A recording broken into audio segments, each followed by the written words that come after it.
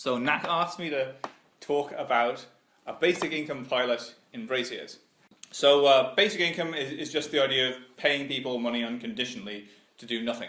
Well, no, actually it's not paying them to do nothing, it's just paying them unconditionally and they can do nothing, or they can do something, or whatever. The money is unconditional, whether they decide to do nothing or do something, or whatever the situation is. So at the moment the government pays people money, called social welfare. There are several conditions to social welfare. One is you're not allowed to have savings, which on the one hand it targets money at people who don't have savings. On the other hand, it means that people who find it hard to get jobs or whatever are disincentivized from having any savings, because the instant they build up savings, all the money goes away. Another thing is housing benefits is another example. So the more you spend on a house, the more you spend on renting out a house, the more the government pays you. So if you decide, you know, I'm on housing benefits. I want to, maybe if I move to a cheaper house and you know, then I could keep the money. Well, you can't keep the money, because if you decide to move to a cheaper house with lower rent, the government reduces your housing benefits because of the lower rent. Job seekers allowance pushes people into the workforce.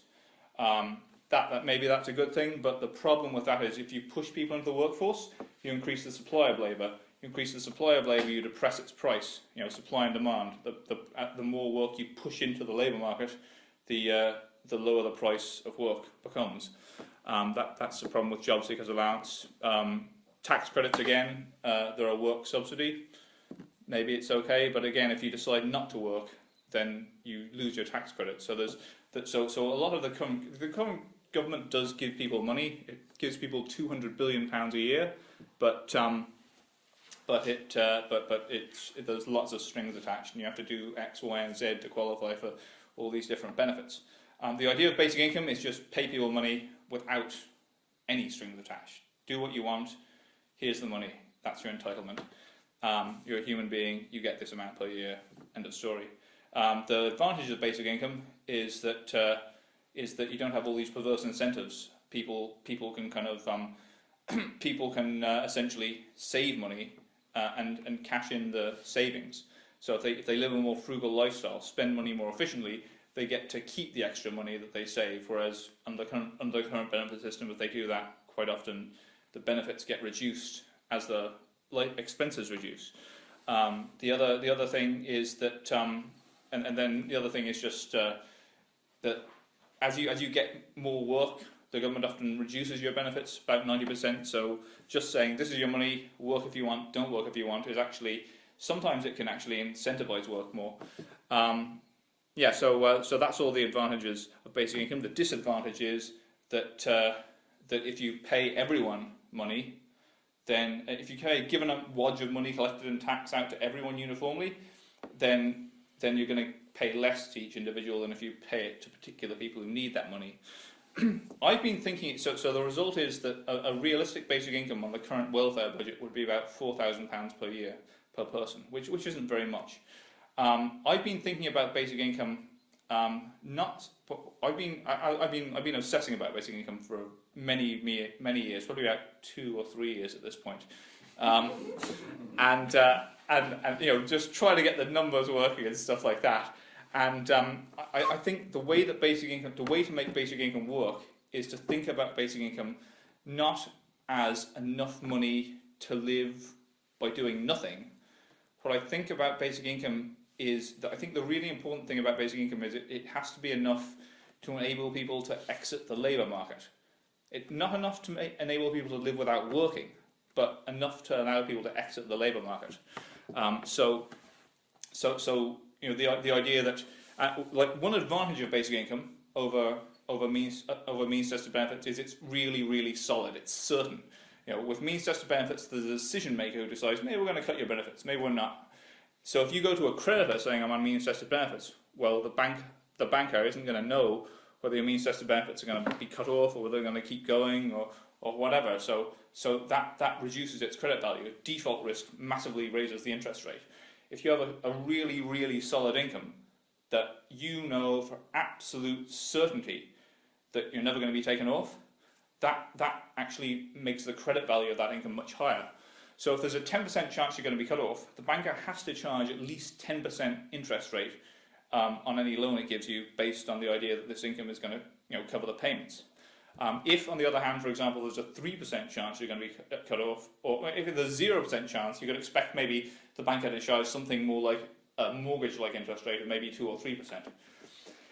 So that makes a huge difference to the amount of money you can front load. So if you say £4,000 a year on 10% is enough to service a £40,000 loan. £4,000 a year on 3% is enough to service a £133,000 loan. So the same income can front load a lot more capital if it's absolutely rock solid compared to it being precarious. And this, if you can front load the capital, that enables you to purchase capital today to make savings tomorrow. So, for example, and this is what I'm thinking about in terms of a basic income that enables people to front load the money to get the capital they need to labour to provide for themselves. For example, if you purchase building materials rather than a house, maybe live in a mobile caravan for a while you're building a house, then you essentially you've mixed your labour with the building materials, and you get a much larger output than if you just purchase a house, for a given amount of money. So essentially, and the really cool thing is working to provide for yourselves, whether it's building your own house, growing your own food, repairing your own house, repairing your own tools. Essentially the basic thing is like repair and construction and food growth. These things are guaranteed. When you work for somebody else, there's always a risk they're not going to want you to do any work. If you work for somebody else and say, "Hey, I'm selling bicycles. Do you want a bicycle?" They say no. That's it. You're screwed. When you work for yourself, there is absolutely no risk that you are not going to want what you provide. So all you need, but the thing is, to work for yourself, you need to work with something. There needs to be some kind of capital to all the human body can do is rearrange matter, work with tools to rearrange matter. The basic matter to rearrange has to exist. So the whole idea of this really low basic income is actually that it enables you to bring in the raw, it's enough to allow you to bring in the raw materials to mix your labour to provide value for yourself. And providing value for yourself is a 100% secure job. And as such a basic income could essentially mop up the entire unemployed population and create full employment. But better than that, the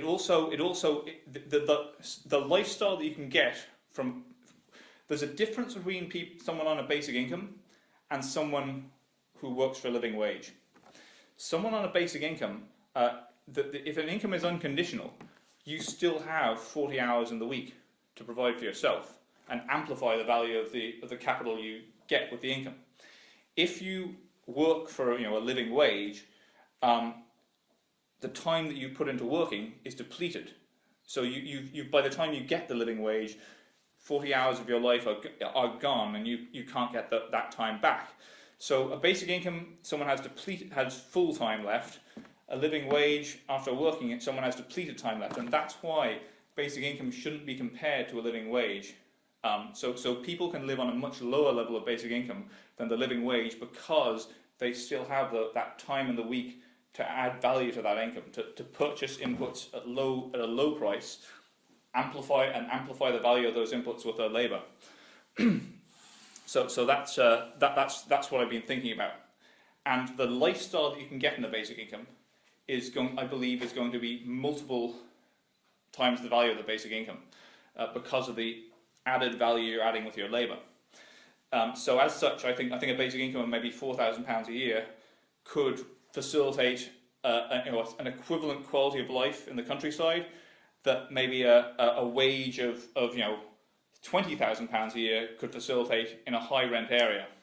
And that's a really cool thing, because not only will basic income create full employment as a result of this, because you can't be fired from providing for yourself, a basic income will also support wages.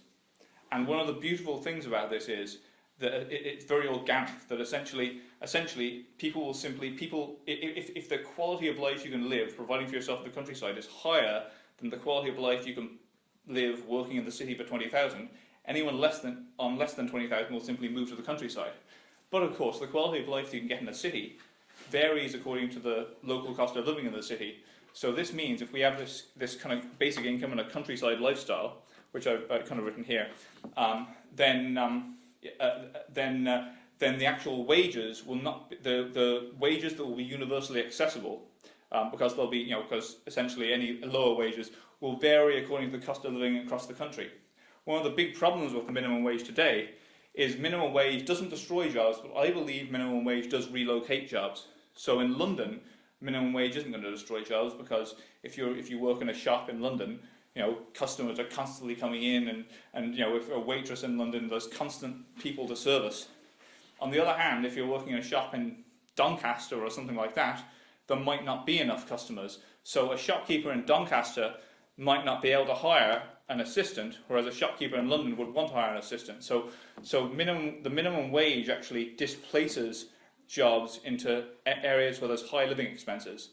Whereas the beauty of this, of creating a basic income and in creating an essentially an infinitely expandable lifestyle, where of a given quality, is that wages throughout the city will adjust themselves to be good enough to provide a decent life for everyone, but they'll adjust so that in the areas where the cost of living is low, the wages will be a bit lower, and people, but employers will still be able to hire people because the wages justify the amount that they bring in, whereas in areas where the cost of living is higher, so it doesn't create this situation where you have large portions of the country essentially in a recession, whereas there's a few powerhouses which are like kind of concentrated and where jobs are still going, but prices of living are through the roof as well.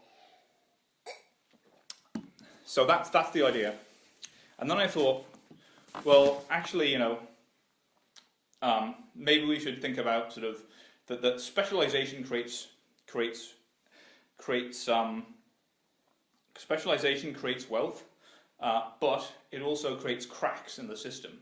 So if your CV starts to get so damaged that you can't get jobs to build up experience to kind of maintain your CV in a competitive state, you can end up in a spiral that goes down, down, down, down, down. And in this case, kind of living by yourself, providing for yourself is a guaranteed job. But what about a small community where there's some degree of specialization, which increases the productivity of the members of the community, but where the specialization is still low enough, people are familiar with each other, so that they so that there's no cracks, essentially, where in a community where members can always find use for new members that enter into it. Could a small community achieve full employment while achieving a higher benefit amplification factor than an individual trying to provide for himself? And I thought, essentially, the key thing to understand is that is the difference between cash-saving activities and cash-making activities. Cash-making activities are competitive. Cash-saving activities are non-competitive. They're qualitatively different in this respect. If Mary has a restaurant and Sophie opens up another Italian restaurant next to it, Sophie's going to undercut Mary's profit. However, if Mary's saving money by just cooking food, and Sophie saves money to cook food for Mary, and they're both cooking food for each other, it doesn't make any difference. 1 million people in the same city can cook food for themselves, and it doesn't matter. If 1 million people open up the same restaurant, none of them are going to make any money. Same with painting. You can paint your own house, and if your neighbours paint your own house, and all their neighbours paint their own house, it doesn't matter. If you're painting other people's houses, and a whole load of other people are offering those same services, your wages are going to go down. So cash-saving activities are non-competitive and can just scale up. Doesn't matter how many other people are doing them. Cash-making activities essentially can only go so far before you saturate customer demand. So I was thinking about communities like perhaps this hypothetical idea of communities, maybe similar to Brazier's, as a cash-saving enterprise. So that essentially community members get together, they all get quite a low basic income, maybe 4,000, maybe less, and they essentially get together and say, how are we going to provide for ourselves? What's the most efficient way to bring in capital that will utilise our skills within our community to provide for ourselves as well as possible, and use our skills to amplify the value. And the thing is, one of the cool things is that, you know, it doesn't matter how many communities decide to do this. There's no saturation in demand. If a relatively low basic income could allow the formation of an infinite number of cash saving communities, and there's no cash saving sector essentially to saturate. You know, if you make cars, at some point there's too many cars, and nobody wants to buy any more cars. But with cash saving, an infinite number can do it, and as such, these things can mop up the entire unemployed population. And so this is what I've written in here. Essentially, having a so I talked about this. There's essentially two trades: there's a trade in material goods and a trade in social goods. And as I say, the trade in material goods, you actually want a large connected industrial economy to make advanced, products and services and stuff like that. That's, you can't make a, small community like Brazier's couldn't manufacture farming equipment or electronics or anything like that. So you need those things. So in the trade material goods, the large economies with their factories and stuff like that essentially sell farming equipment, TV, housing materials, internet, food, electrical appliances, furniture, kitchenware, bus, car, pickup truck, all these kind of things to the small cash saving communities. In return, the cash saving communities essentially give them cash. So where's the cash going to come from? Well, I put at the bottom a trade in social goods. As I say, because cash saving communities can be expanded infinitely, they can essentially create full employment. I imagine that people with criminal records might also be absorbed in there. Presumably at some point, if someone's really dodgy, that no one's going to want them. But at least, there's more of a chance of someone who's kind of wants to reform to come, get back in, to get a job and these kind of things. So I put less recidivism. There's probably not zero recidivism, but less recidivism. Higher wages, as I say. If you can create a cash saving lifestyle that's higher than what you can get in the city with your wages, people are going to go away, and then employers are going to have to offer higher wages to get anyone to work. Job satisfaction. Essentially creating a cash saving lifestyle outside of the labour market, at a very generic level, strengthens the negotiating position of employees across the board. They could use that stronger negotiating position to get higher wages. They can also use that stronger negotiating position to get higher job satisfaction. So if there's a dearth of employment, employees can do two things to stop everyone leaving for the cash saving communities. They can offer higher wages, say come back, I'll pay you more, or they can say come back, we'll make your jobs more fun. So either way, essentially it's both higher wages and job satisfaction, and I guess there's probably might be a trade-off between them. Lower rent in cities. This is a really big thing. If people leave for a cash saving community, then that actually opens up houses in the city. If more houses are built in the countryside, that means that there'll be more houses left in the city as well. So it'll take pressure off the housing market. More equality and social inclusion. As I say, everyone knows everyone else in these in these expandable cash saving communities. So you don't get this sort of social exclusion spiral that will result in drug abuse and crime and all sorts of bad things. Hopefully, anyway. Less homelessness. Again, lower rents and just building houses in the countryside. Less homelessness. And but these cash saving communities need to be funded. Basic income, law and order, that kind of thing. So that's the idea. And I basically, the main thing cash saving communities need to do is food and shelter. Food and shelter. Those are the basic human needs. Growing food, house maintenance, and as I say, in Brazier's, I think the basic skills of house maintenance and food are present. I think I suggested. Nak asked me how could this apply to Brazier's Park, and I suggested maybe you could start a small basic income pilot in one of your fields, because basic income is really big. If you announced, even there's been a lot of people who've just announced a feasibility study of a basic income pilot, and it's been blasted all over the newspapers. Like, take the Scottish basic income pilot. No one's paid out a penny. No one's paid out a penny in basic income, and it's still on the newspapers. Y Combinator hasn't paid out a penny in basic income. It's still all over the newspapers. Like, I mean, announcing, even vaguely announcing, we're going to, Brazier's Park is going to conduct a feasibility study for basic income, would, I believe, get Brazier's Park in the newspapers. So, I don't know, any questions? Hey, thank you. Let's have a round of applause, guys.